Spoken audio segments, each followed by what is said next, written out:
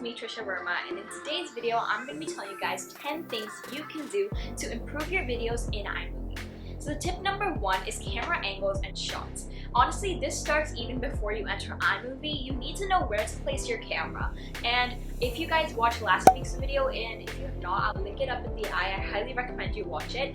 But I had this entire scene where I was getting water for myself, and I changed my angles so many times, and even throughout the video I changed my angles, and it wasn't very cohesive when I filmed it. But when you go into iMovie and you cut it and you chop it so it's more cohesive and it goes together, it blends really well to create a high quality video. So that was tip number 1. Okay, now tip number 2 goes hand in hand with tip number 1, and that's video cuts. If you guys saw last week's video, I had this scene where I got up and I left the camera, and in the next scene I actually entered the camera, so it almost looked like I was walking to the next scene.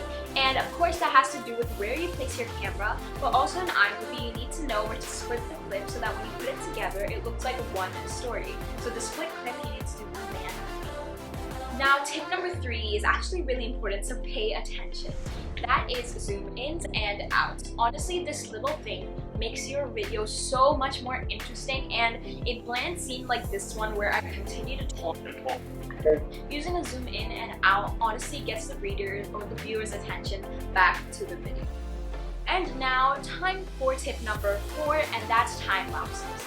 Time lapses / also slowing down the video if that matches your story. So time lapses can make a boring scene like me going to get water, me trying to go buy matcha, me going to the grocery store so much more interesting, because if you just place your camera on the side and you're lazy like me and you don't want to change it a lot, which honestly I do sometimes, but sometimes I'm so lazy, so I just leave my camera on the side, I play it, and then when I go into iMovie, I click the little clock kind of speed button, and then I choose the rabbit, I don't know, it's some animal, and then I increase the speed to how much I want, and it makes that scene so much more interesting. Adding music to the back of course helps, which I'm going to be talking about a little later.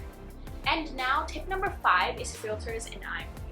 So this I kind of recently learned, which was in iMovie there's a button where you can actually apply a filter on top of your video. So right now if I want my video to have this like old movie kind of filter, I can just add that through iMovie, and there's just this button you click and then you have a bunch of options for filters. So I highly recommend you do that to make your videos more interesting and unique. Now tip number 6 is iMovie sound effects and YouTube Studio sound effects. So I know a lot of you guys know about the iMovie sound effects. I personally like the golf hit and the bottle cork one the best, but in YouTube Studio there's also many more sound effects. Like if you want a crowd cheering, for example, then you can go to YouTube Studio and get that sound effect, and there's many more there, and people don't actually know about this, and people usually go through the just audio library, but there's another button which says sound effects, so if you click on that you have many options to choose from. Now number 7 is screen recordings, and I'm estimating by the time you watch this timestamp I've had many screen recordings, because I'm not doing my normal jumpy videos, but instead it's just one screen recording that I'm adding to the screen. So screen recordings, honestly, it's more like a show and tell situation. If I'm talking about my YouTube analytics and how much subscribers I gained over the past 10 days, I'm not just going to tell you guys that, hey, I gained 8 subscribers over the 10 days. I'm actually going to show you in my analytics by a little screen recording, hey, I gained 8 subscribers on the 10 days. And that honestly makes such a big difference, because as I'm going to talk about a little later, it's about telling the story in your YouTube videos. So if you actually can show it and not just say it, it gives your audience more of a belief that yes, this person is giving me the facts, but also it just makes them more interested.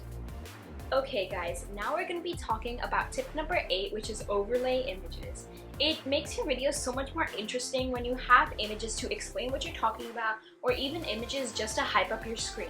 For example, if I'm talking about dogs and how I have my favorite breed, and for example that might be a golden retriever, and then I can actually put an image of golden retrievers right over here to show what I'm talking about, and that's what I mean by overlay images.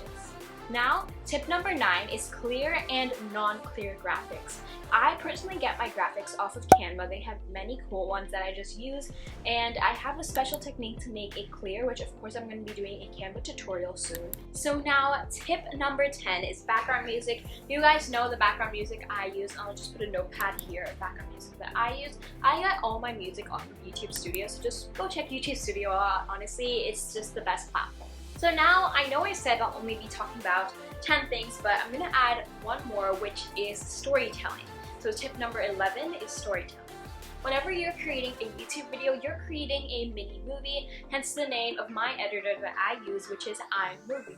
You're creating a movie. That movie has a start, a middle, and an end. And let's be honest, not everybody's gonna like the movie, but some people are. And so if you have very fact-based video, like facts about iguanas or facts about dogs, you still want to have this cohesive story going on. I have my editing style that's cohesive throughout the thing. I don't just have like random pop-ups with like a ting sound, but like it actually makes sense for why I have things in my video, and that's the art of storytelling. And I'll see you guys tomorrow with a really fun vlog YouTube behind the scenes video. Bye!